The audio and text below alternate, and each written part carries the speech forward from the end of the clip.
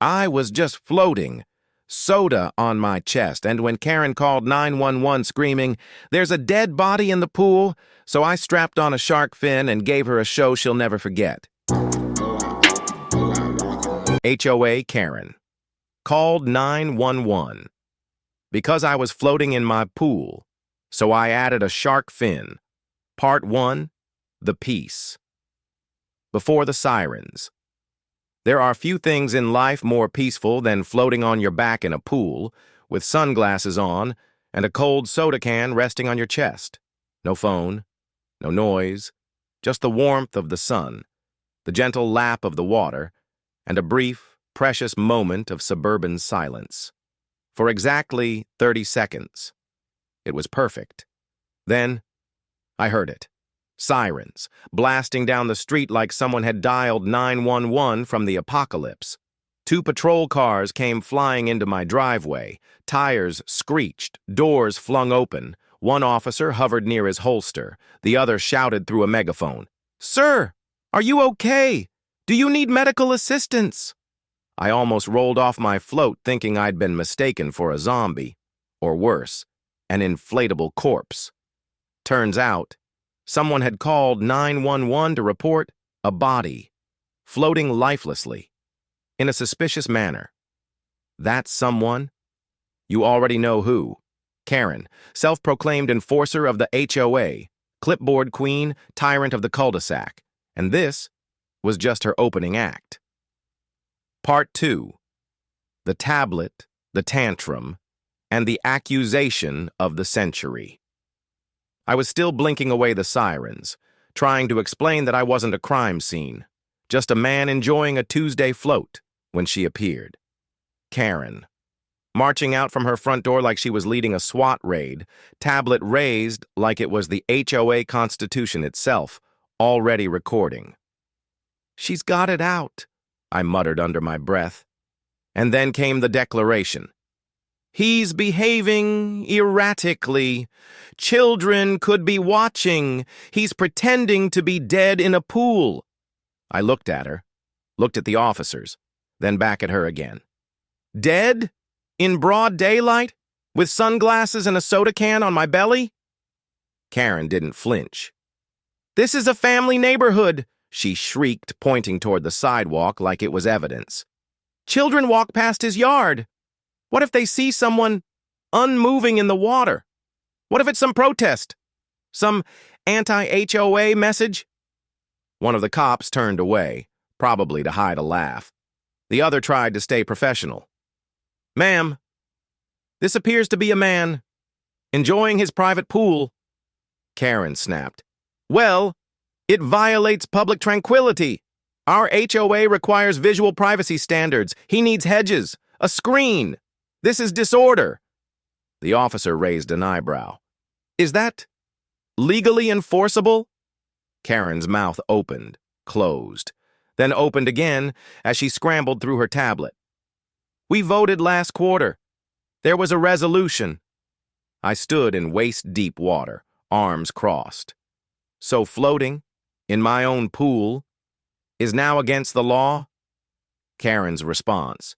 "He sets a terrible example, laughing, floating, acting like the world is a beach resort."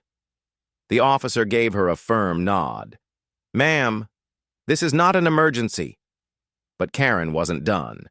She pointed at me with pure HOA venom. "He needs to be documented. I'm submitting an official grievance. I will take this to the board." I smiled, wiped water from my face, and calmly said, "You do that. I'll just be right here, floating." And that was the moment I realized. If Karen thought this was disturbing now, she hadn't seen anything yet. Part 3. The fin, the float, and the screaming report that night. I couldn't sleep, not because I was angry or afraid, but because I was inspired. If floating in silence triggered Karen's HOA alarms, what would happen if I gave her something truly worth panicking over? So I went online and found it. A ridiculously oversized foam shark fin. Waterproof? Lightweight, straps right to your back. 5 stars, prime delivery. 2 days later, it arrived. And the moment I unboxed it, I smiled like a kid unwrapping a prank from the gods. The plan was simple. Poetic, even. If Karen wanted drama, I'd give her a full-blown aquatic horror movie. Next morning, the sun was out. The pool sparkled, and I strapped that glorious fin to my back. I slipped into the water without a sound, floating slowly, deliberately. From a distance, the fin cut through the surface like something sinister, something with teeth. I heard it before I saw her, a scream, high-pitched, pure panic. "There's a shark in the pool!" I stayed silent, deadpan, floating in slow, perfect circles. Her slippers slapped the pavement as she bolted outside, phone recording, shouting, "He's terrorizing the neighborhood!" I turned, sunglasses glinting, soda in hand, fin proudly above water. She gasped, dropped her tablet, and immediately called 911. Again, this time, I swear. I heard the dispatcher groan. Part 4, the return of the cops, and the rise of the HOA board. It didn't take long. 10 minutes after Karen's latest 911 performance, a police cruiser rolled down the street, lights flashing, but no siren this time. They were learning. As the officer stepped out, he paused, taking in the scene. Me, floating in calm, lazy circles. Shark fins strapped to my back like I was the mascot of mayhem. Karen, flailing at the sidewalk like she was auditioning for a courtroom drama. She pointed with fury. That thing is inciting panic. He's using props. This is aquatic terrorism." The officer looked at me, then back at her. "Ma'am, are you reporting a crime or a costume?" Karen's face twisted like she'd bitten into a lemon made of HOA bylaws. "He's mocking the rules. He's undermining our authority with satire."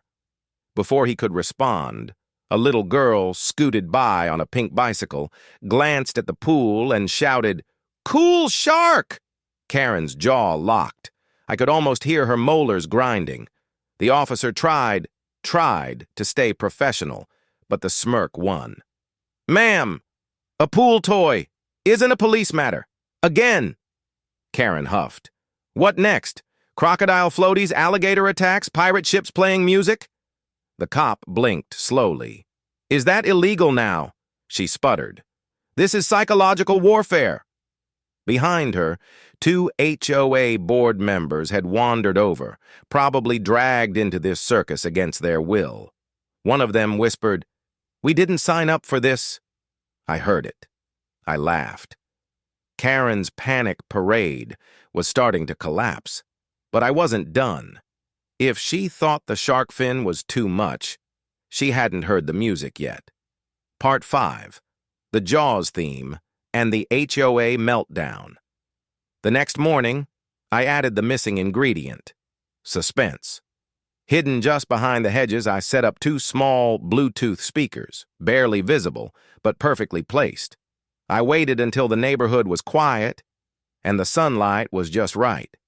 Then I hit play. Dun, dun, dun, dun, dun, dun, dun, dun, dun. Yep, the Jaws theme. Creeping through the air like doom on the breeze, and right on cue, Karen spotted the fin slicing across the pool from her kitchen window.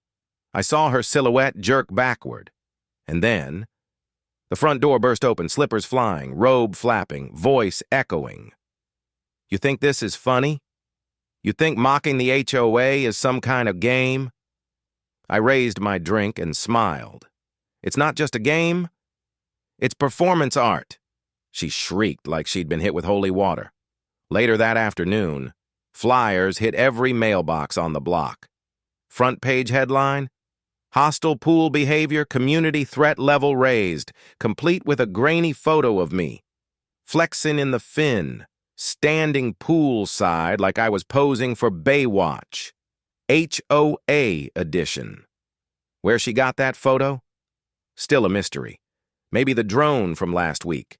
The flyer accused me of satirical aquatic conduct, mockery of neighborhood values, unauthorized thematic music deployment. I kept one, framed it. It was the greatest passive-aggressive document I'd ever seen. But something strange happened after that. People started talking to me more. Neighbors I'd never met before waved, chuckled, even thanked me. An elderly couple paused during their morning walk. The husband grinned. "You're the shark man, right?" I nodded. His wife laughed. "We've lived here 20 years and haven't laughed this hard in decades."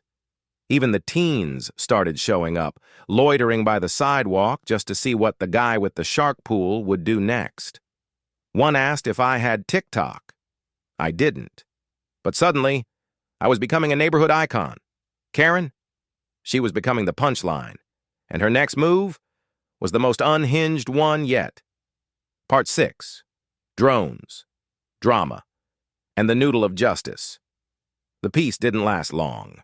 Just as Shark Float Sunday faded into legend, I heard it, that high-pitched whine, like a mosquito with surveillance clearance. I looked up, and there it was. A sleek black drone hovering above my backyard, drifting from side to side, like it was analyzing me. No hello, no warning, just silent, buzzing judgment. I stood waist-deep in the water, the shark fin resting on the float beside me, and followed the drone with my eyes.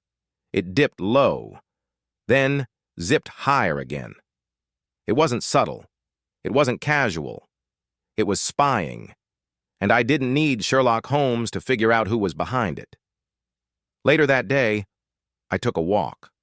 As I passed Karen's yard, I spotted her crouched behind a hedge, tablet in hand, eyes glued to the drone controller like she was playing a real-life video game. She didn't even flinch when she saw me.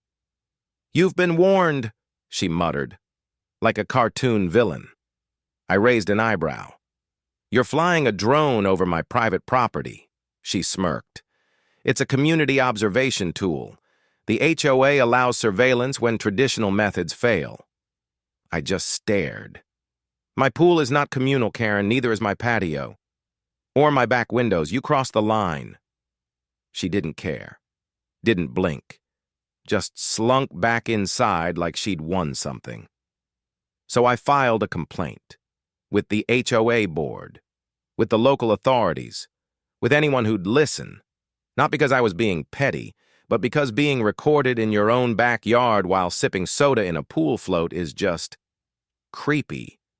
And then, she did it again. Same drone, same buzzing. This time it hovered lower. Too low. Right above my diving board. Big mistake. I grabbed the pool noodle, channeled every ounce of floaty justice I had, and smacked that drone straight out of the sky. It spun like a dying robot, crashed into the shallow end, and sizzled with dramatic flair. I scooped it out with the skimmer net and let it dry on a towel like a war trophy. Karen didn't storm over. She called the cops, again. And when they arrived, I was ready. Part 7. The final complaint, and the HOA's revenge on Karen. The officer stepped out of his cruiser looking tired, not angry, not confused. Just that special kind of exhaustion you only see in parents of toddlers or HOA cops who've been called to the same house 3 times in a week. I met him halfway up the driveway, drone in one hand, and a printed copy of FAA drone regulations in the other. "Officer," I began calmly, "this drone has no registration, no homeowner consent, and it's been hovering over my private property multiple times." Karen came stomping over, already red in the face. "He destroyed my private property." I held up the drone. "Correction. I intercepted an invading surveillance vehicle using a soft, buoyant object available at any Walmart." The officer raised a hand. "Let's all take a breath. Karen snapped.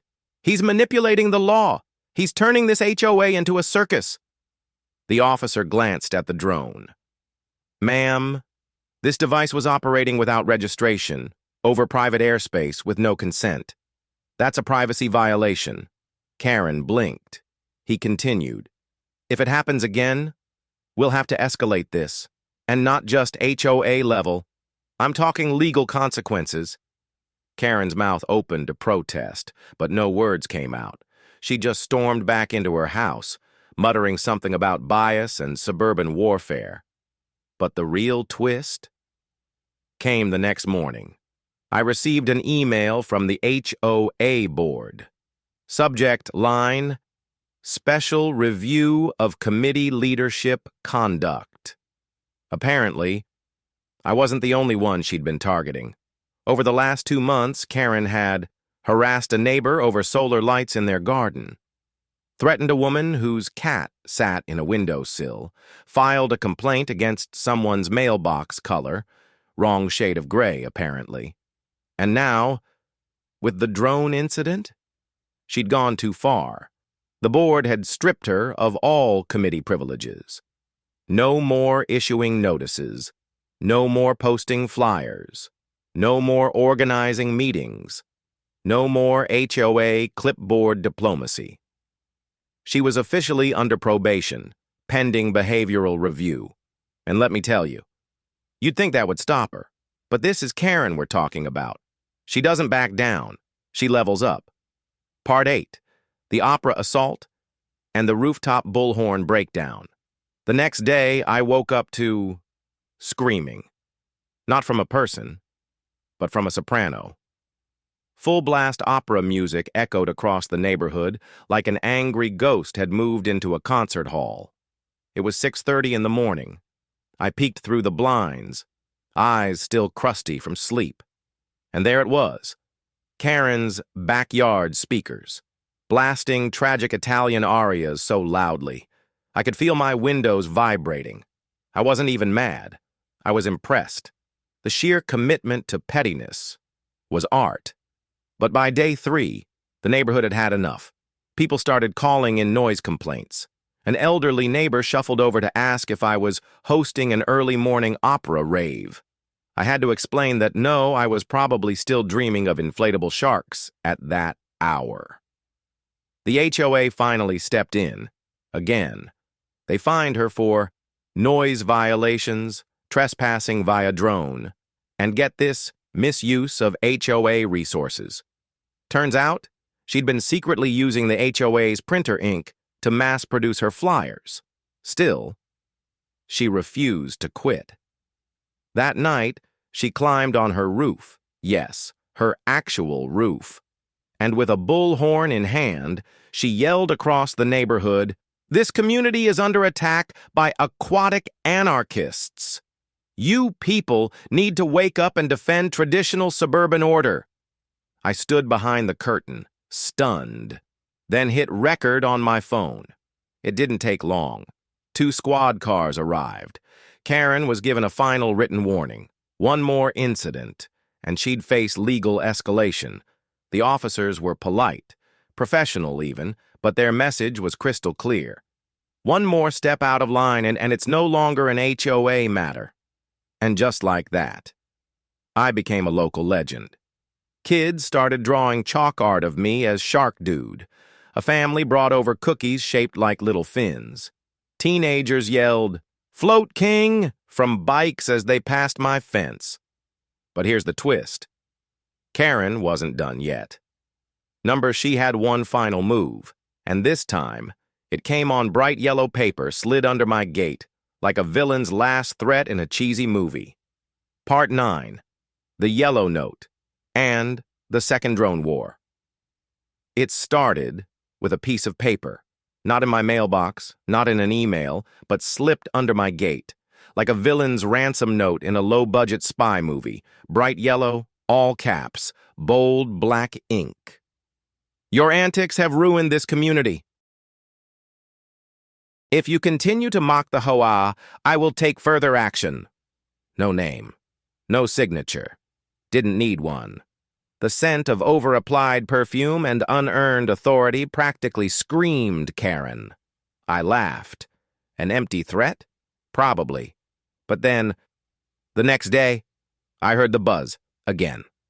I walked outside, ready for a peaceful float. But my senses tingled. The air was humming. I followed the sound around the side of the house, and there it was. A new drone, smaller, sleeker, quieter, but unmistakably hovering just above the fence line, scouting me like I was a target on a stealth mission. I didn't reach for a pool noodle this time. I grabbed the garden hose, twisted it to jet mode, and blasted that sucker out of the sky. It spun like a confused bat, crashed into a bush, and sizzled with satisfying defeat. I didn't wait. I bagged the drone, grabbed my HOA documentation, and marched straight to the HOA office like I was presenting Exhibit A at trial. The receptionist jumped when I dropped the drone on the counter. "I'd like to file a formal complaint," I said. Then I laid it all out. False 911 calls, drone harassment, noise violations, flyers, bullhorn declarations from rooftops, and now a second aerial attack. They listened, seriously this time. That very evening, they scheduled a special emergency board meeting, and I was invited. Part 10. The emergency HOA meeting and the final blow to Karen's throne. The meeting was held in the same community clubhouse, where Karen once tried to outlaw shark fins. But this time, the energy was different. The room was packed. Chairs filled. People standing along the walls. Some even brought snacks, like they were at a reality show finale. I walked in, casually, wearing board shorts, a tank top with a cartoon shark, and flip-flops. And yes, I brought popcorn. The HOA president called things to order, then said, "We'll begin with testimony regarding recent complaints." I stood, plugged in a USB, and let the projector do the talking. First clip, Karen on her roof with the bullhorn. Second, her drone buzzing over my pool. Third, the drone's watery death in my bushes. And finally, audio of her shouting about aquatic anarchy. People gasped. Some laughed out loud. One guy whispered, "This can't be real?" I turned and said, "It's just another Tuesday in my backyard." Midway through, Karen walked in, hair frazzled, eyes wild, clutching a folder like it held nuclear codes. The board asked her calmly, "Would you like to respond?" She didn't deny anything. Instead, she doubled down. "This man has mocked our rules, disrespected our values, floats like he's above us. He wears fins, plays attack music. He's turned this neighborhood into a circus." One board member flipped through papers and asked, "Did you authorize the second drone?" Karen dodged. "That's not the point. The point is this community has decayed. Our traditions are under attack." Another member replied, "Ma'am, do you have evidence of any actual violations?" Karen pounded her folder. "He's funny on purpose." The room went silent. Then someone near the back chuckled. Another snorted. And it was over. The board voted unanimously. Karen's HOA privileges were suspended indefinitely. No voting, no complaints, no organizing, and no flyers without board approval. Any further harassment would trigger legal action. Karen didn't wait to hear the rest. She stormed out, slamming the door so hard it knocked her own flyer off the bulletin board. And just like that, Karen's HOA reign was officially over. But I wasn't done. If she wanted performance, I had one final act. Part moi mot. Shark Float Sunday. Va news, crew surprise with Karen dethroned. Va HOA board, hong conduoi clipboard spell HOA Karen. Toi quiet jin unmung. Hong fai kyo ge chien nua. Malamolwa muan hen hangui jen kakufo. Shark Float Sunday. Backyard hangout. Bring your own inflatable. I expected maybe 4 or 5 curious neighbors, but by noon, Half the cul-de-sac showed up. People brought beach balls, flamingo floats, pizza, drinks, cookies, and enough laughs to drown out 1,000 HOA bylaws. Someone blasted ocean soundtracks with dramatic music. A kid showed up in full snorkel gear. Another handed out plastic shark teeth necklaces like party favors. And me, right in the center of the pool, fin strapped to my back, sipping soda from a coconut like a floating monarch. Karen? She stood behind her blinds, watching in silent horror. I waved. She closed the curtain. But then came the twist. A black SUV pulled onto the street. Out stepped a man with a camera and a woman with a mic. A neighbor had tipped off their cousin at a local news station. They were doing a feel-good story about neighborhood unity and the HOA saga that nearly became a movie.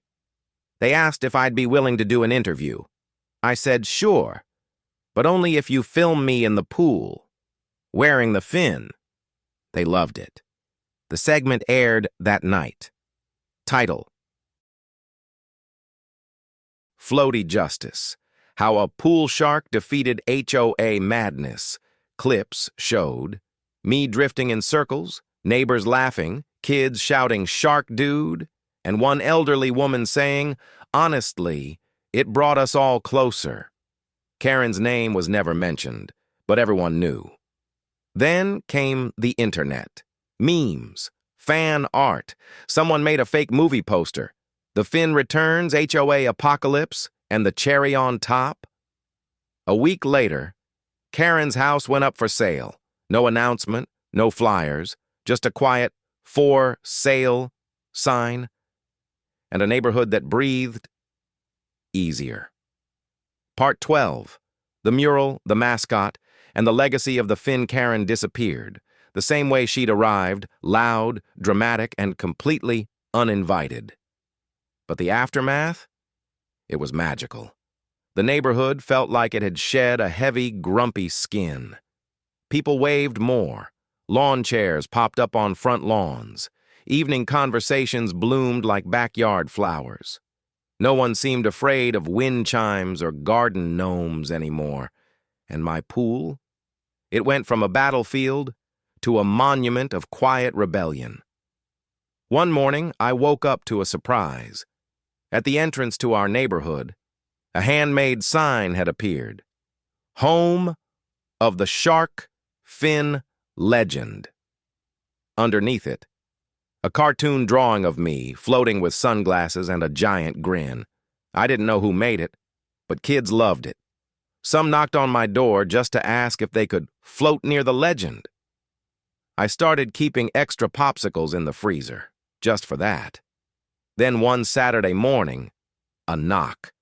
I opened the door and froze. It was a woman, sharp jawline, Karen's eyes, but softer, calmer.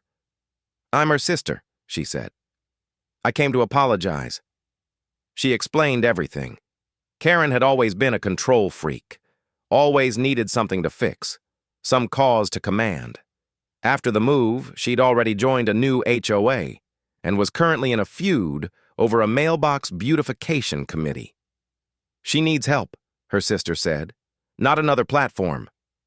I nodded and quietly wished Karen peace, far away from pool noodles and clipboards. That week, something amazing happened. A local artist, someone who lived just 2 blocks away, painted a mural on the wall near the clubhouse.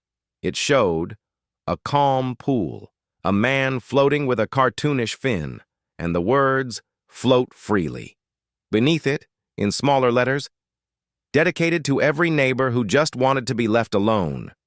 It was beautiful, silly, profound, perfect. At the next HOA meeting, someone jokingly proposed, "Declare the 3rd Sunday of every month Shark Float Day." Unanimously approved. Now, I still float, not every day. Sometimes peace is better than performance, but every now and then, when the sun hits the water just right and the breeze feels a little too quiet. I strap the fin back on, drift in slow circles, and listen to the faint laughter coming from nearby yards. Because sometimes, the best way to fight nonsense is to simply float.